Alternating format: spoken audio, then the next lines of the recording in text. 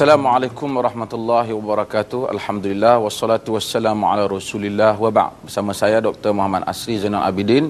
Kita di dalam rancangan Bahtera Perubahan, dan insya-Allah pada hari ini saya akan membicarakan satu tajuk yang ada berkaitan dengan kepahaman kita terhadap Islam ini secara asas yang penting, iaitulah tentang pencemaran Israiliyat yang kadang-kala merosakkan pemikiran ataupun kepahaman yang betul seseorang Muslim terhadap Al-Quran ataupun terhadap inti kandungan ajaran Islam itu sendiri.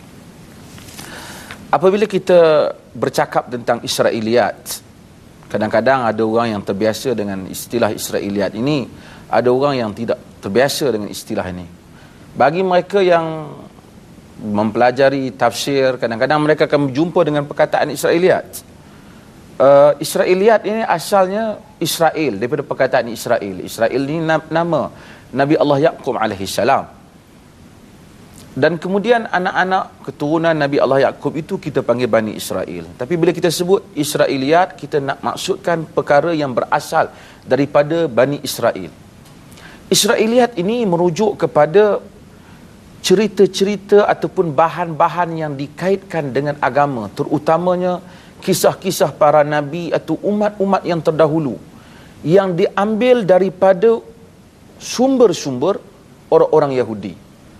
Kita tahu bahawasanya orang-orang Yahudi ini terkenal dengan merubah kitab mereka, mengubah Taurat daripada asal yang diturunkan oleh Allah Subhanahu Wa Taala kepada apa yang mengikut selera nafsu mereka, yang memberikan kepentingan pada mereka. Kadang-kadang mereka cemar kisah para nabi, kadang-kadang mereka pesongkan unsur-unsur cerita-cerita para nabi itu. Malangnya cerita ini telah berkembang dalam masyarakat Yahudi. Bila orang Islam datang dan ajaran Islam datang, ada orang Yahudi yang masuk Islam.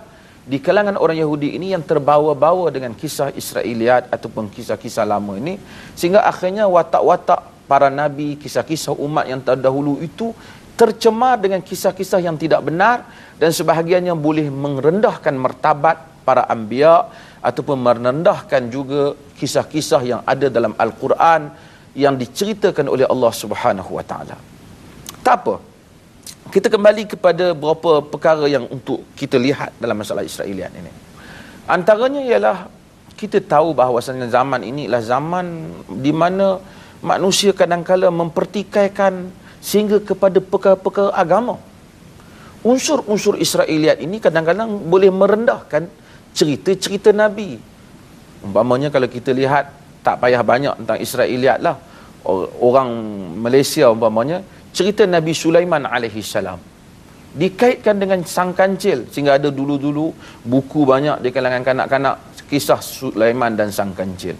Begitu watak seorang nabi yang dikurniakan oleh Allah Subhanahu Wa Taala, segala kebolehannya untuk bercakap dengan binatang, untuk memahami bahasa binatang, untuk berdakwah, menyebarkan kerajaannya, dilekehkan, diremehkan, sehingga kadang-kala jadi cerita Nabi Sulaiman dan sang kancil, Nabi Sulaiman dan binatang itu dan binatang ini, dan berbagai-bagai lagi yang berlaku di dalam kisah-kisah para nabi.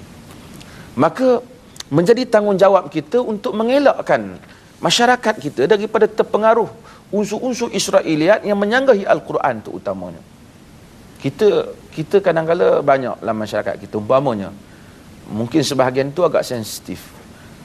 Kepercayaan setengah orang bahawasanya apabila tibanya 10 Muharram umpamanya, kita kena buat bubur Ashura kerana Nabi Nuh buat bubur Ashura, dan kita pun campurlah bahan macam-macam dan kita kaitkan cerita itu dengan Nabi Nuh alaihi salam.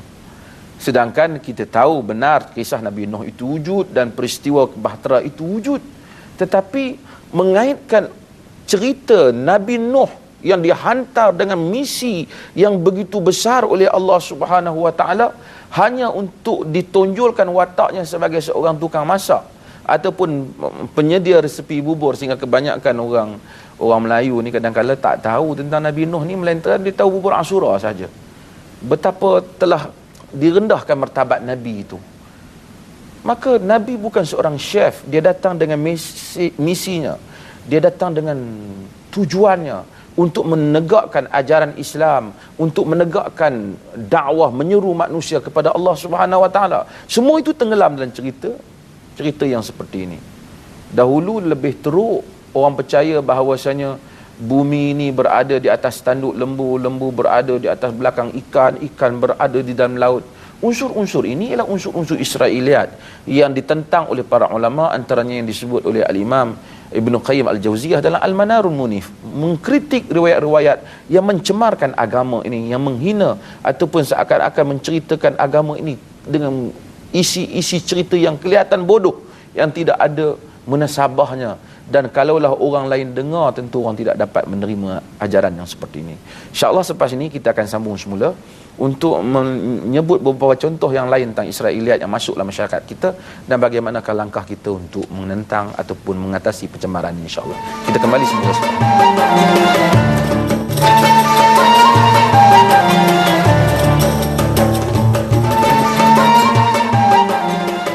Kebanyakan buku yang ada di pasaran memang terlalu banyak cerita-cerita Israiliyat yang tidak asasnya daripada sumber Al-Quran dan Hadis. Jadi bagi saya pihak tertentu atau pihak kerajaan patut melakukan tapisan terhadap buku-buku yang tersebar luas di Malaysia, dan juga mengadakan perbincangan dengan pihak-pihak yang tertentu supaya hal-hal yang tentang cerita Israiliyat dapat ditapis dengan betul.